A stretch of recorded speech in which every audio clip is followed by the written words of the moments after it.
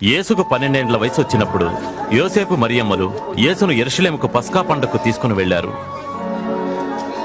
తిరుగు ప్రయాణంలో యేసు తమతోనే ఉన్నాడనుకుని ప్రయాణం సాగించారు. ఒక దిన ప్రయాణం సాగిన తర్వాత యేసు తమతో లేడని గుర్తించి తిరిగి యెరూషలేముకొచ్చిరి. 3వ దినం వారాయనను యెరూషలేము దేవాలయంలో బోధకులు పెద్దల మధ్యలో కూర్చుండి వారిని ప్రశ్నలు అడుగుచూ తర్కించుట చూచారు. ఇతని ఎవరి బిడ్డ ఇలాంటి ప్రశ్నలు అడుగుతున్నాడు? ఆయన నజరేతువాడు, మాతో వచ్చాడనుకున్నాం. అలా సాహసించి రానందుకు అతన్ని మన్నించండి. ఆయన జ్ఞానానికి వారు ఆశ్చర్యపోయారు.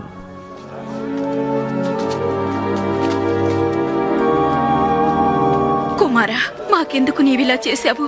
మీ తండ్రి నేను నీవు కనిపించనందున ఎంత బాధతో వెతికామో. మీరెందుకు నన్ను వెతుకుచున్నారు? నేను నా తండ్రి పని మీద ఉండవలనని మీకు తెలియదా?